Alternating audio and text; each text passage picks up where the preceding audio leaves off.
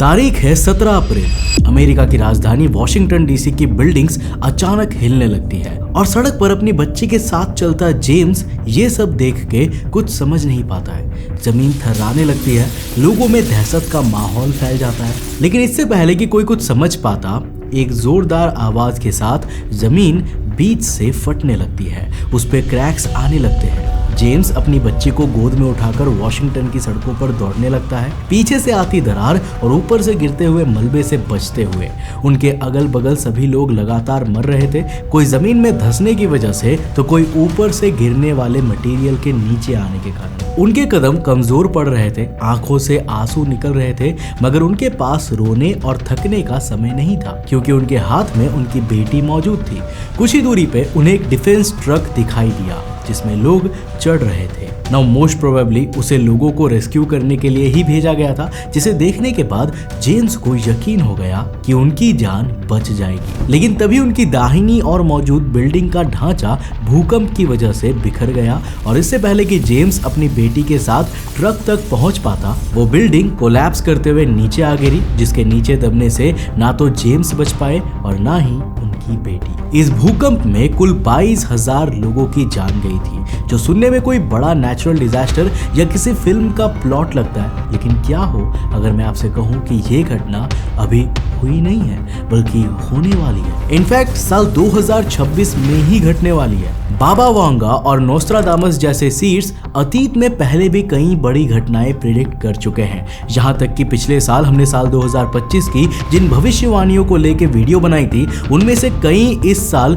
सच भी हुई है। और साल 2026 को लेकर इन्होंने और इनके जैसे कई भविष्यवक्ताओं ने जो प्रेडिक्ट किया है, आज के इस वीडियो में हम इसी के ऊपर बात करने वाले हैं। तो हर एक साल की तरह इस साल भी हेलो गाइस, मैं हूं कौशिक और चलिए शुरू करते हैं एक और नया एपिसोड।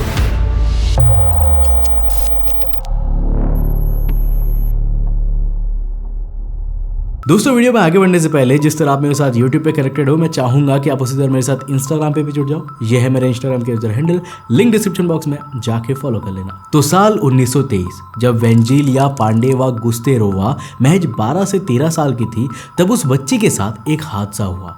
कहानी के हिसाब से उनके इलाके में उस वक्त एक भीषण तूफान आया, जिसके दौरान उनकी आंखों में इतनी ज्यादा डस्ट चली गई और अंदर ही जम गई कि जब तक उन्हें ट्रीट किया गया तब तक बहुत देर हो चुकी थी और उनकी आंखों की रोशनी जा चुकी थी। सभी को लगा कि बेटी का जीवन बर्बाद हो गया, लेकिन फिर एक चमत्कार होता है। उस लड़की को बीच बीच में कुछ अजीब अजीब सी चीजें दिखने लगती है। जब उसने इन विजन्स के बारे में अपने आसपास के लोगों को बताया तो सबने बच्ची समझ के नजरअंदाज किया। लेकिन फिर जब कुछ दिन बाद वो विजन्स सच होने लगे और लोगों के आसपास वही घटनाएं घटने लगी, तब उन्हें एहसास हुआ कि उस हादसे ने पता नहीं कैसे पर इस लड़की को भविष्य देखने की शक्ति दे दी है। और ऐसे ही उस लड़की का नाम पड़ा बाबा वांगा। साल 2026 को लेकर कहते हैं उन्हें 4 विजन्स दिखाई दिए थे, जिसमें से सबसे पहला विजन था नवंबर 2026 का। उन्होंने अपने विजन में आसपास के कैलेंडर में नवंबर 2026 की तारीख देखी थी और फिर सामने आसमान से किसी चीज को उड़ते हुए पृथ्वी की तरफ आते हुए देखा था। उन्होंने कहा था कि ये कोई नॉर्मल एरोप्लेन टाइप की चीज नहीं थी, बल्कि उससे अजीब तरह की लाइट्स निकल रही थी और लग रहा था ये चीज मानो इस दुनिया की है ही नहीं। इन विजन से लोग अंदाजा लगाते हैं कि ये अंतरिक्ष से आने वाली एलियन स्पेसशिप हो सकती है, जिससे हमारा एलियन से फर्स्ट कांटेक्ट होगा। पर इसका एक दूसरा इंटरप्रिटेशन भी हो सकता है। अब यहाँ पर 2 चीजें नोटिस करने वाली है। पहली ये कि वांगा ने अपने विजन में सिर्फ स्पेसक्राफ्ट को देखा था, उससे किसी को निकलते हुए नहीं देखा था। दूसरी ये कि जब तक वो जिंदा थी तब तक रिसाइकलेबल रॉकेट्स भी नहीं बने थे। इनफैक्ट यूरी गैगरिन ने 12 अप्रैल 1961 के दिन अंतरिक्ष में जाके इतिहास रचा था, वांगा के अंधे होने के 38 साल बाद। मतलब वांगा ने अपनी आंखों से कभी भी नॉर्मल ह्यूमन स्पेसक्राफ्ट को भी नहीं देखा था, जिसका मतलब हो सकता है कि ये कोई इंसानी स्पेसक्राफ्ट ही हो जो अंतरिक्ष से लोगों को लेकर आए। मगर इतना बड़ा स्पेसक्राफ्ट आखिर अंतरिक्ष में भेजा क्यों गया?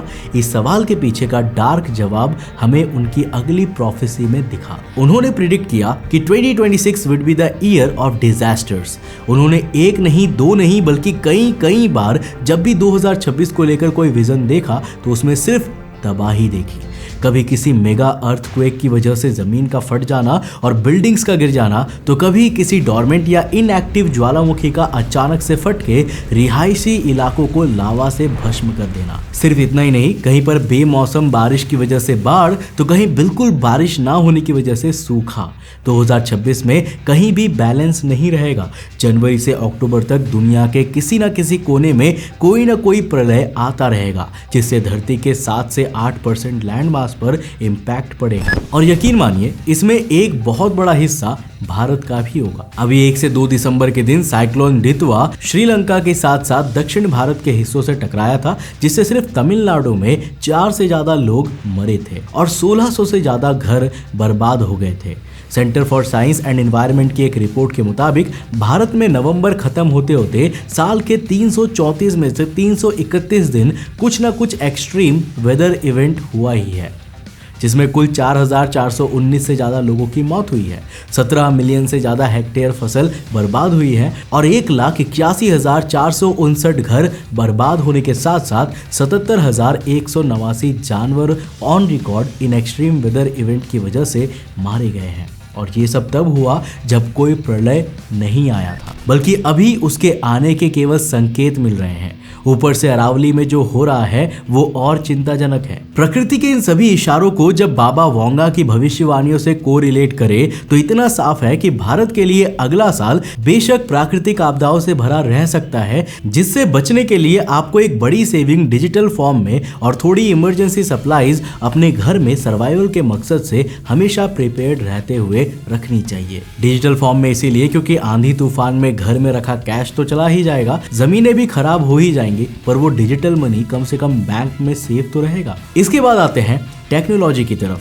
आज एआई लाइट की स्पीड से तेज बढ़ रहा है, जिसे लेकर वोंगा ने दशकों पहले ही प्रेडिक्ट कर दिया था कि इस साल से एआई इतना स्मार्ट हो जाएगा कि वो इंसानों के डिसीजन मेकिंग को अफेक्ट करने लगेगा। यहाँ उन्होंने इंसानों पे राज जैसी चीजें नहीं कही है, बल्कि ये कहा है कि इस साल एआई इतना केपेबल हो जाएगा कि वो बिना किसी ह्यूमन सुपरविजन के भी क्रिटिकल सेक्टर्स में काम करने की एबिलिटी पालेगा और आम जनता से लेके बड़े बड़े देश ह्यूमन रिलायंस से ज्यादा एआई द्वारा दिए गए डेटा के हिसाब से ही अपने डिसीजंस लेने लगेंगे। आज दुनिया के कई देश अपनी मिनिस्ट्री लेवल रिपोर्ट्स बनवाने में एआई का इस्तेमाल कर रहे हैं, जिससे ये रियलिटी ज्यादा दूर नहीं दिखती। मगर एक प्रॉब्लम है, एआई को प्रोसेसिंग और कंप्यूट के लिए चाहिए होती है काफी सारी पावर, जो उन्हें जीपीयू, रैम जैसे डिवाइसेस से मिलती है और इन डिवाइसेस को बनाने के लिए चाहिए होती है सेमीकंडक्टर चिप्स, जिसके रॉ मटेरियल का one of the most crucial producer है ताइवान।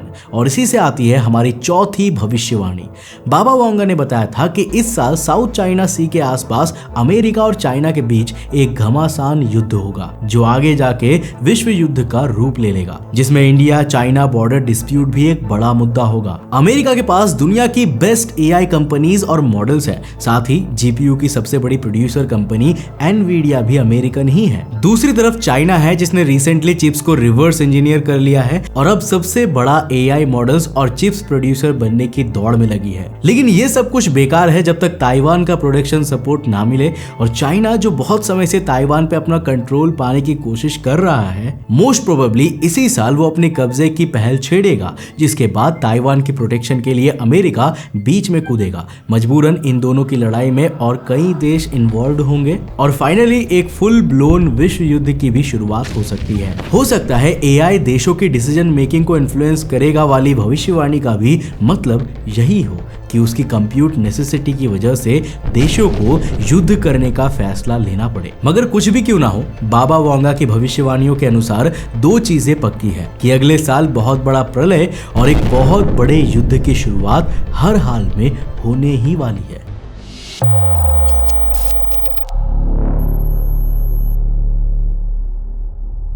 तो बाबा वोंगा के बाद आते हैं नोस्ट्राडामस, जिन्हें लेकर लोग कहते थे कि उनके पास भविष्य देखने की शक्ति थी, जिसे उन्होंने कई बार साबित भी किया है। वो किसी को देखते ही उसका भविष्य बता देते थे और उनकी कही हुई बात इतनी एक्यूरेट होती थी कि बड़े से बड़े अमीर से अमीर लोग अपने जिंदगी के क्रूशल फैसले उनसे पूछ के लेते थे। उनकी बात की वैल्यू और पहुंच इतनी ऊपर थी कि फ्रांस की रानी कैथरीन दे मेडिसी तक अपने फैसले लेने से पहले उनकी राय को बहुत तवज्जो देती थी।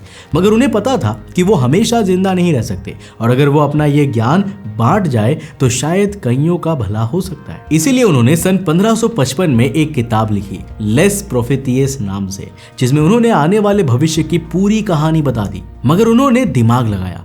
वो जानते थे कि अगर उन्होंने भविष्य को सीधे शब्दों में लिखा तो लोग उसे बदलने की कोशिश करेंगे। इसलिए उन्होंने अपनी सारी भविष्यवाणियां क्रिप्टिक पोएट्री के रूप में लिखी और 1566 में स्वर्ग सिधार गए। अब जो उनकी शायरियों को अच्छे से समझ ले वो भविष्य जान सकते हैं, लेकिन उन्हें समझना भी एक बहुत बड़ा चैलेंज है। उनकी किताब में 2026 के लिए कुल 3 शायरियां एसोसिएट करी जाती है, जिनमें से पहली कुछ इस तरह है। Because of the favour that the city will show to the great one who will soon lose the field of battle, fleeing the Po position the Ticino will overflow with blood fires deaths drowned by the long aged blow. Ticino Switzerland के southernmost इलाके में मौजूद एक छोटा सा इलाका है और स्विट्जरलैंड दुनिया का शायद इकलौता ऐसा वेस्टर्न देश है जो 1815 के बाद से कभी किसी युद्ध या छोटे मोटे कॉन्फ्लिक्ट का हिस्सा नहीं रहा। इसका सबसे बड़ा कारण रही है 1815 में साइन हुई ट्रीटी ऑफ पेरिस, जिसमें Vienna, Austria, France, great Britain,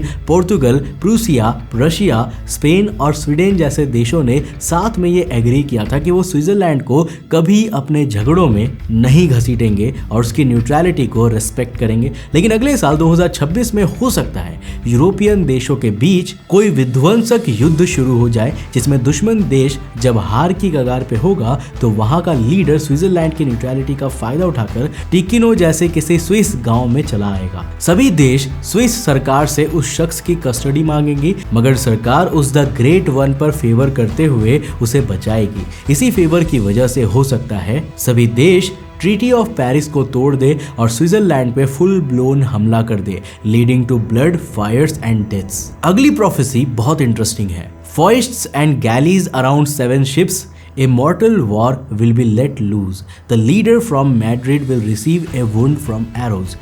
2 escaped and 5 brought to land. ये प्रोफेसी बहुत इंटरेस्टिंग है। फॉइस्ट और गैली का मतलब वैसे तो इंग्लिश में अलग होता है, लेकिन नोस्ट्राडामस ने कभी अपनी बातों को प्लेन इंग्लिश में नहीं लिखा।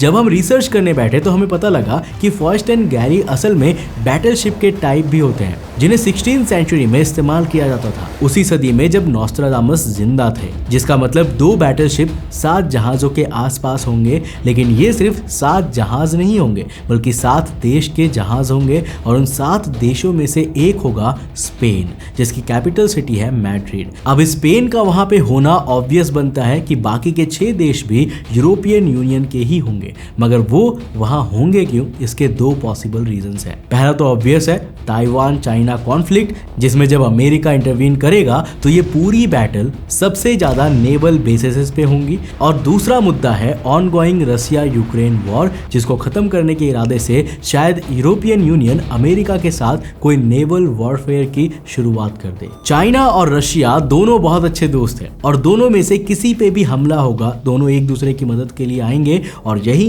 दोनों रिप्रेजेंट करते हैं फॉइस्ट और गैली को। पूरा मुद्दा समराइज करें तो यूरोपियन यूनियन के 7 देश एक साथ चाइना या रशिया में से किसी एक पे हमला करेंगे, जिसमें अपने दोस्त की मदद के लिए दूसरा देश इन्वॉल्व होगा। एक तरफ चाइना और रशिया की बैटलशिप्स, दूसरी तरफ 7 देशों के नेवल शिप्स।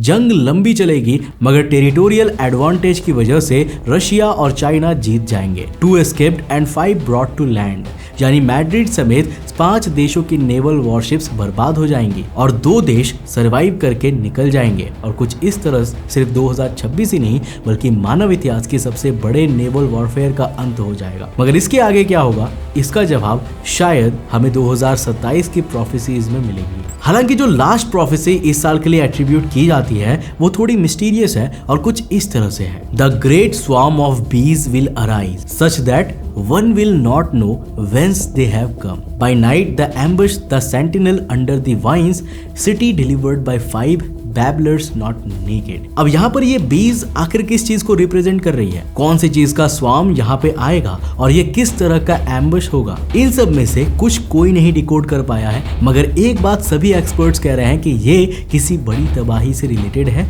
और ये जो भी है घटेगा 2026 में ही। हालांकि आपके हिसाब से इस प्रोफेसी का क्या मतलब हो सकता है और आपके हिसाब से इन सभी भविष्यवाणियों में से किसके सच होने के सबसे ज्यादा और किसके सबसे कम चांसेस है, हमें नीचे कमेंट करके अपनी राय जरूर बताना। दोस्तों अगर वीडियो पसंद आई हो, कुछ नया सीखने को मिला तो इस वीडियो को लाइक कर देना, दोस्तों के साथ जरूर शेयर करना। अगर आप नए उस चैनल पे तो इस चैनल को सब्सक्राइब करने के साथ साथ नोटिफिकेशन बेल ऑन कर देना। और अगर आपको ये वीडियो पसंद आया ना तो मैं आपको रिकमेंड करूंगा कि आप अगली वीडियो इसे जाकर जरूर देखना, जिसमें हमने एक नई सीरीज स्टार्ट की है the God of the universe के नाम से। इस सीरीज का पहला एपिसोड आपको अभी देखने को मिल जाएगा, जाकर जरूर देखना, बहुत इंटरेस्टिंग। मैं मिलता हूं आपको नेक्स्ट एपिसोड के साथ, बाय।